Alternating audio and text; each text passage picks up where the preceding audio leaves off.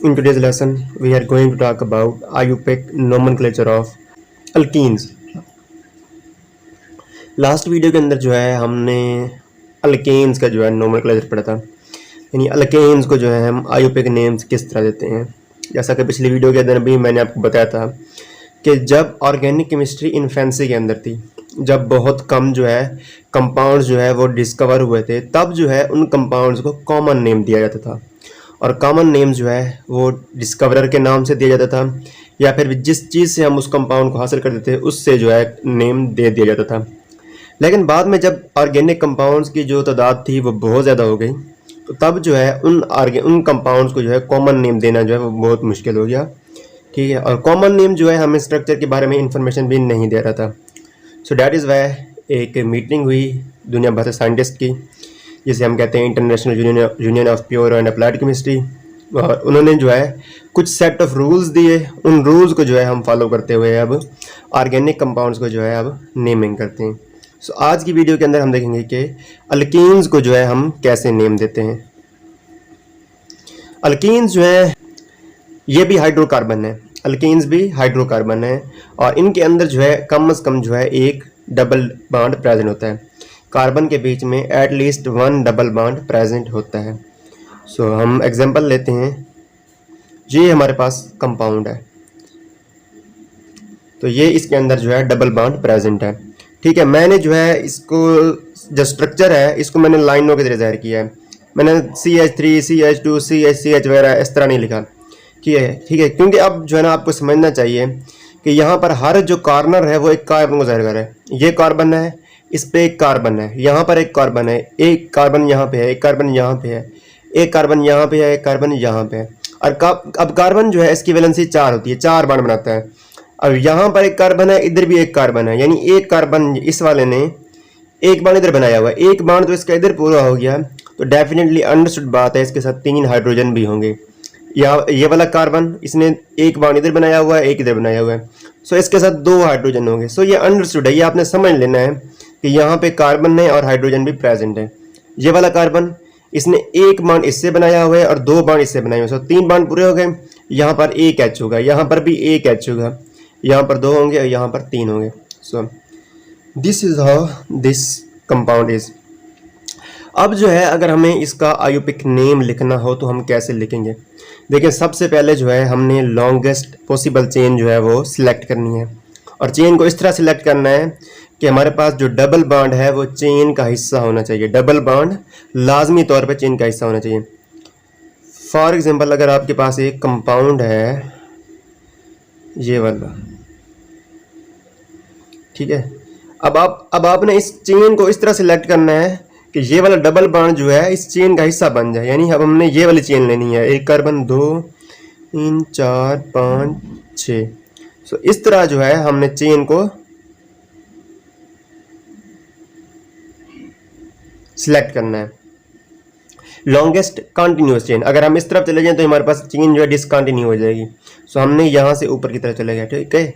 तो longest continuous chain select करनी है और इस तरह सिलेक्ट करनी है कि डबल बॉन्ड जो है वो लाजमी तौर पे चेन का हिस्सा होना चाहिए। हम इस तरफ नहीं कर सकते, ठीक है ना। चेन ये वाली भी तो सिलेक्ट कर सकते हैं ना, ऐसे ये वाली, ये हमने नहीं की क्योंकि हमारा फंक्शनल ग्रुप जो है वो डबल बॉन्ड है और डबल बॉन्ड जो है वो लाजमी तौर पर चेन का हिस्सा होना चाहिए।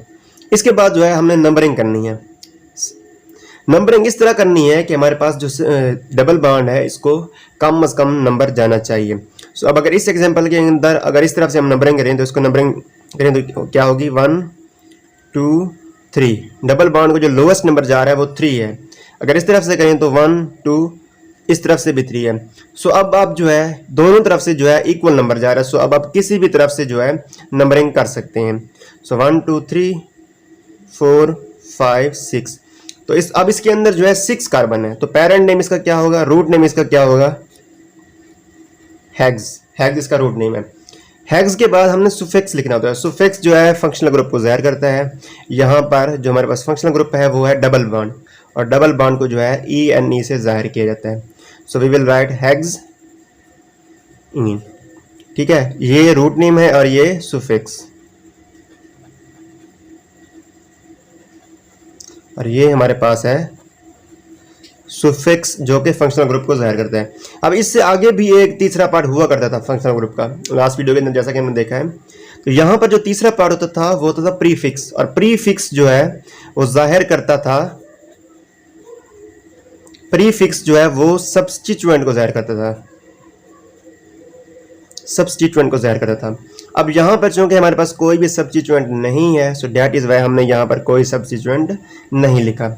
लेट्स सपोज कि अगर हमारे पास यहाँ पर एक मिथाइल ग्रुप होता तो तब हम क्या करते?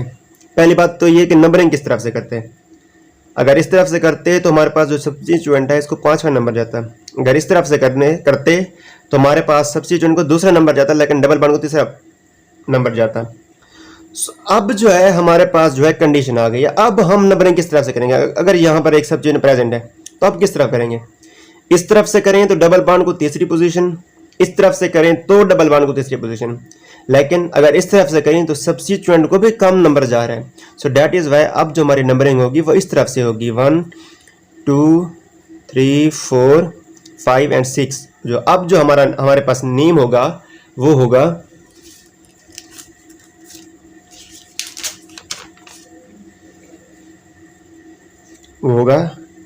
हमारे पास रूट नेम हेग्स है, so we will write hex and double bond. Double bond की पोजीशन आपने जरूर मेंशन करनी है। हेग्स के बाद जो है डबल बॉन्ड की पोजीशन मेंशन कर देंगे। डबल बॉन्ड जो है वो है 3 पोजीशन पे, हेग्स 3 इन, या फिर आप इसको 3 हेक्सीन भी लिख सकते हैं। 2 पॉसिबिलिटीज हैं। इसके बाद हमने सब्स्टिट्यूएंट लिखना है। सब्स्टिट्यूएंट क्या है हमारे पास? नंबर 2 पोजीशन पे जो है मिथाइल ग्रुप है, so we will write 2 methyl. ठीक है। नेम को जो है आपने हमेशा सिंगल वर्ड की शक्ल में लिखना है, एक ही लफ्ज होना चाहिए, आपने 2 लेटर की शक्ल में नहीं लिखना हम, ठीक है ना। इसको जो है देखे ना, सिंगल ही वर्ड है, इसको हम ऐसे नहीं लिख सकते 2 मिथाइल और देन स्पेस डाल के हेक्स 3 इन, इस तरह नहीं लिख सकते। स्पेस आपने कभी नहीं डालनी, ठीक है। नेम को आपने एक ही वर्ड की सूरत में लिखना है, 2 मिथाइल हेक्सीन। और आयुर्वेदिक नेम का जो पहला लेटर है वो आपने बड़ा लिखना है, बाकी सारे जो हैं वो आपने छोटे लिखने हैं। अब जो है अगर आपके पास एक कंपाउंड है उसके अंदर 2 डबल बॉन्ड प्रेजेंट हो, 2 डबल बॉन्ड प्रेजेंट हो, तो आप कैसे नेम करेंगे? डबल बॉन्ड वाले जो होते हैं इनकी जो नेमिंग होती है, इनको नेम दिया जाता है, इनका जो नेम होता है वो होता है अल्काडाइन, अल्काडाइन। ठीक है। सबसे पहले हमने रूट नेम लिखना है, कौन सा है? Meth, eth, prop but, pent, hex, hept, so we will write hept. And then जो है उसके बाद हमने क्या करना है? नंबरिंग करनी है। नंबरिंग इस तरह करनी है कि सब्स्टिट्यूएंट को कम से कम नंबर जाए।